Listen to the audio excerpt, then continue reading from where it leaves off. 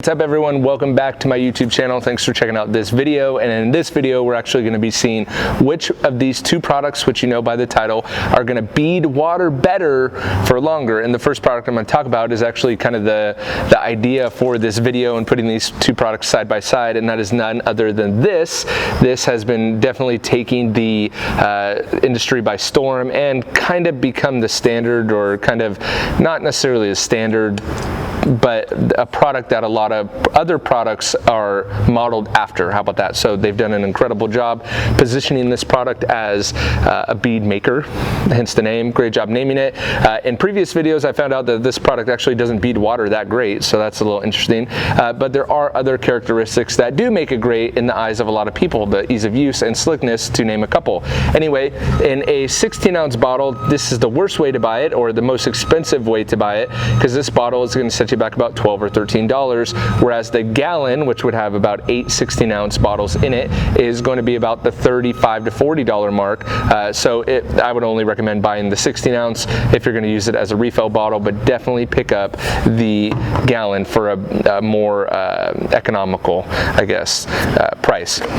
And then on the other hand is a product that is not as easy to obtain, but this is Technician's Choice Ceramic Detail Spray. And the reason why I modeled it with the Beadmaker, or will be comparing it to the Beadmaker, is for a lot of the similar characteristics that they have. So it's easy to use, beads water extremely well, makes the panel slick, and is right in about the same price range. This gallon right here is going to set you back about $30 to $40 depending upon where you get it. Now I will link to Amazon, but Amazon has a lot of third-party sellers that can jack up the price or change the price depending upon supply and demand.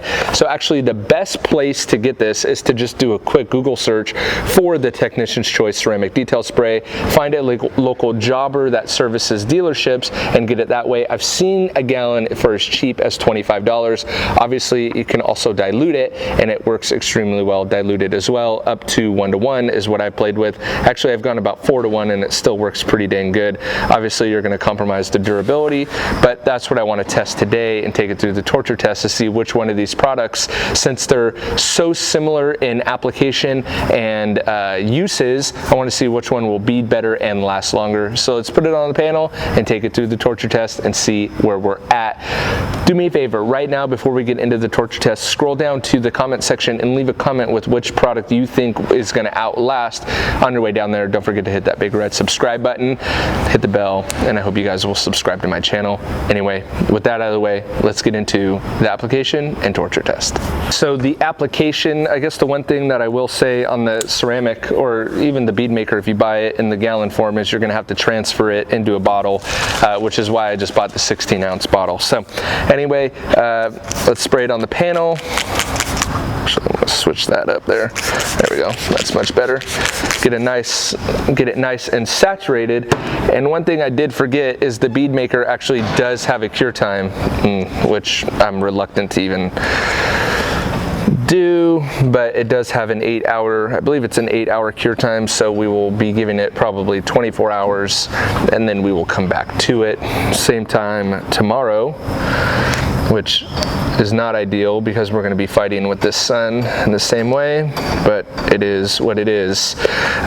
So not only is the sun kind of not ideal right now, but it also gives me a little area where I could see if it's deepening or richening up the panel at all. And to be honest, with the Beadmaker side, really hard to tell if it is slightly, but it does make the surface very slick, very smooth, which is really nice, especially from a, you know, if you have protection on your car and you want to, you know, just a very simple, easy way to apply a product that adds that slickness and gloss, that's a good way to go. So forgive the bottle on this one. Again, part of the problem with actually buying a product in gallon only, but this is the Technician's Choice, with an honorable mention to Griots for the bottle and sprayer. Thank you very much. Now, the Technician's Choice does not have a cure time, at least according to the bottle. Smells really good, as does the Beadmaker as well. Got a little over right there. Goes on really smooth and adds, I would say it's actually slicker to the feel than Beadmaker doesn't really add any, I would say it adds about the same amount of depth and gloss, but I'll tell you what, it's incredibly slick and it goes on super, super easy. Just cannot win with the sun. Welcome to summer, right? So, all right, well, the cure time is a total deal breaker for me, especially because there's so many other products out there that are instant. But let's see how we look here. Definitely got some overspray on that control section, definitely.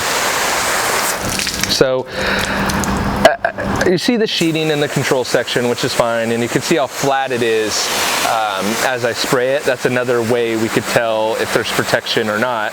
Looking at the right side of the panel, when we look at the control section and I'm spraying, the water is totally flat, whereas on the Technician's Choice, the water is actually like beating up and getting off.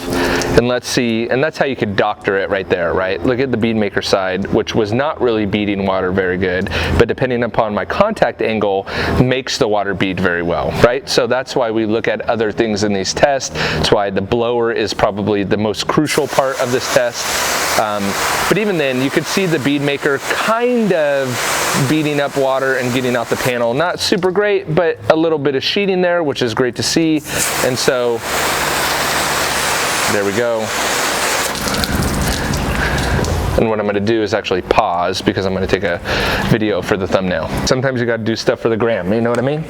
So, all right, let's get this off. Let's see how we're doing.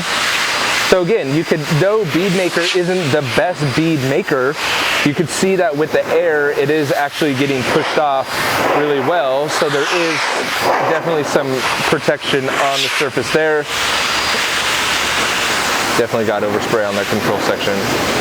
And then the Technician's Choice, am I still? Yeah, we're good.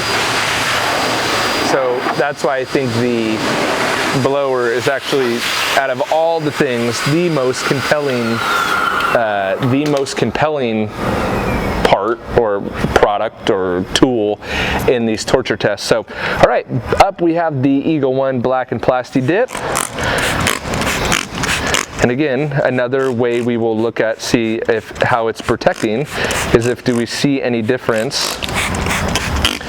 Do we see it fighting off the chemical at all, or is it laying flat? You know, when I did the last video with Produxa, Produxa totally laid flat. Now, with what may skew this is today, unlike when I was doing the Produxa video, I got too much sunshine on this one side. So we will see. But again, the Seal and Shine did this similar to what this is doing right here, where it's kind of fighting off the chemical, even as I spray it.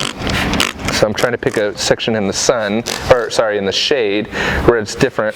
Whereas I don't totally see that with Beadmaker. And again, not sure how, I guess I'm kind of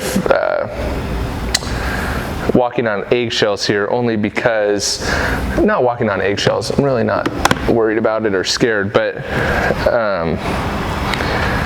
what is this towel? This one is for that. That's why I couldn't find it.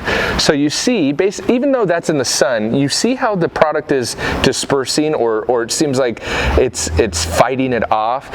Whereas on the Beadmaker side and the control section, it's just totally flat, and the product is able to kind of bake in and really. And the way I think about it is that product is really able to sit on top of, go underneath of, kind of really break down the protection aspect of whatever product is on the panel, and therefore we see a lot of these products get killed with the iron removers, or eventually they get killed, which again, the point of these tests isn't to necessarily break it, it's just, or not to have the product, sorry, my brain's all over the place, not have the product make it through the whole torture test, but just to see how far along the torture test it can make. So we could see instantly that the Technician's Choice side is doing really well. The Beadmaker side is looking pretty flat, but it is sheeting water. No, looking really flat. So again, not that Beadmaker, you know, the one thing that I do like about it is they never, yeah, and you see that? See how the water is now sticking, not getting off the panel like that? That's how you know your protection's gone. See how fast you can clear off that side? See how this side's taking a while? Maybe alive up there a little bit, but pretty dead down here. So a blower could be a good indication of if there's any protection left on your paint or not. But I will say, the one thing that I really, or one of the things rather, that I really appreciate, I guess let's do the wet towel, that I really do appreciate about Beadmaker is that they haven't oversold it. They don't overclaim that it's this, well, they're starting to say that it's a sealant, but you know, they don't take the stance like a lot of these Facebook marketing companies do, or these Facebook product companies, I guess, that really overclaim. And we saw that with Produxa when it gets totally destroyed by an iron remover. But let's see what's going on here.